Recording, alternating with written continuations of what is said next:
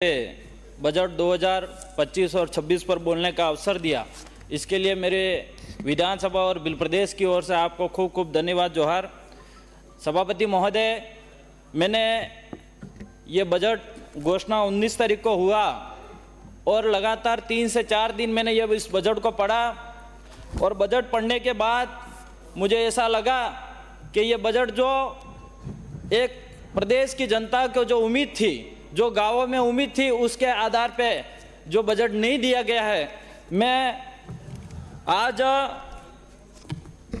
जो प्रदेश और देश के अंदर देखा जाए तो 70% जनसंख्या गांवों में निवास करती है और 30% जनसंख्या शहरी में निवास करती है।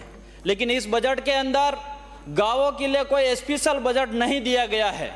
ये बजट एक निराशाजनक लग रहा है मुझे, क्योंकि गांवों में आज सबसे ज़्यादा ज़रूरत है। आज गांवों के अंदर जो ग्राम पंचायत स्तर पे किसानों के लिए तालाब बनाने की ज़रूरत है, एनीकट बनाने की ज़रूरत है। हमारे 4 पंचायत 5 पंचायतों के बीच में एक मिनी डैम अगर बनाया जाए तो किसानों के लिए एक पानी की अच्छी सुविधा हो सकती है। इस पे ये बजट देने की ज़रूरत थी। माननीय सभापति महोदय, हमारे जो गांवों के अंदर और ग्राम पंचायतों के अंदर अभी तक आज़ादी के बाद 78 साल हो गए, इसके बाद भी डमरीकरण सड़कें नहीं बनी हुई है। वो डमरीकरण सड़कें गाँवों में देने की ज़रूरत थी। माननीय सभापति महोदय, आज मिसिंग लिंक की जो सड़कें थी वो भी सरकार ने बंद कर दी। मैं समझता हूँ उस मिसिंग लिंक के सड़कों के मार्फत से जो 2 गांव या 2 ग्राम पंचायत की सड़कें जो बीच में रह जाती थी उसको जोड़ने का काम करता था। वो एक आम जन की सुविधा के लिए अच्छा काम था, लेकिन इस सरकार में बंद हो गया।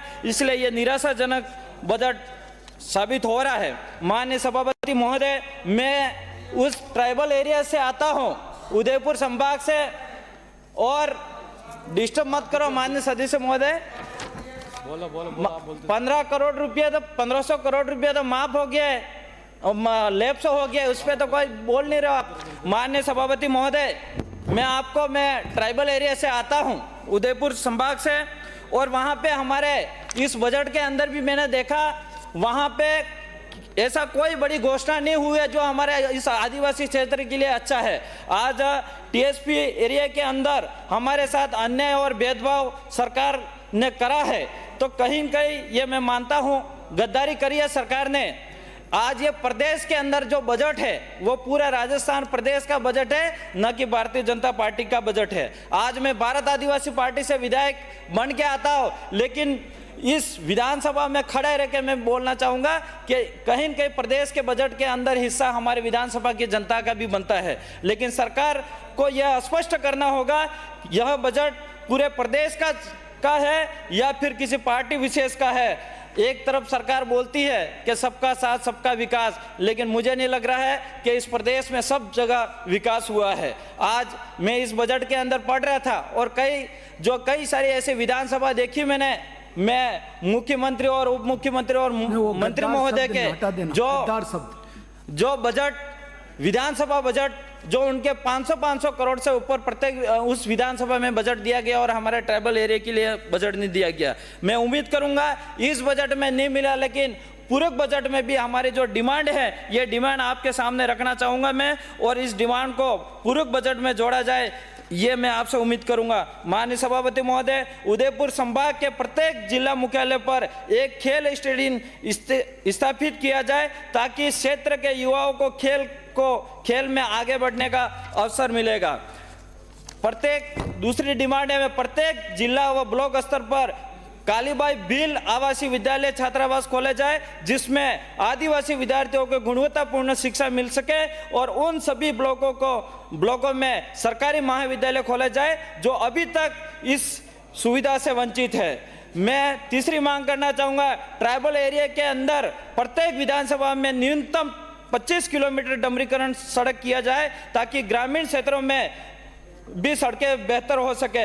मेरे विधानसभा की डिमांड करना चाहूँगा, मेरे विधानसभा के अंदर आसपुर सीएचसी है, इसको उप जिला स्वास्थ्य क्रमोन्नत किया जाए जिससे आम लोगों को बेहतर स्वास्थ्य सुविधा मिल सके। माननीय सभापति महोदय, मेरे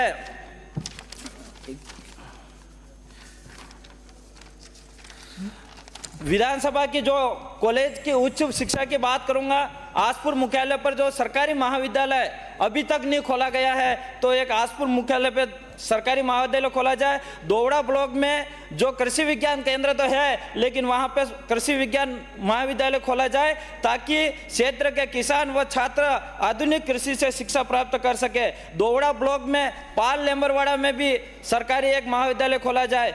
माननीय सभापति महोदय, साबड़ा ब्लॉक के कटारा क्षेत्र में पाल निठोवा में एक सरकारी महाविद्यालय भी वहां पे खोला जाए। ये सरकार को यह समझना होगा कि केवल मांगे नहीं बल्कि हमारे क्षेत्र का अधिकार है, इसलिए मैं ये बातें रखना चाहूंगा। माननीय सभापति, मुझे बोलने का समय दिया इसके लिए खूब खूब धन्यवाद। जोहार। श्री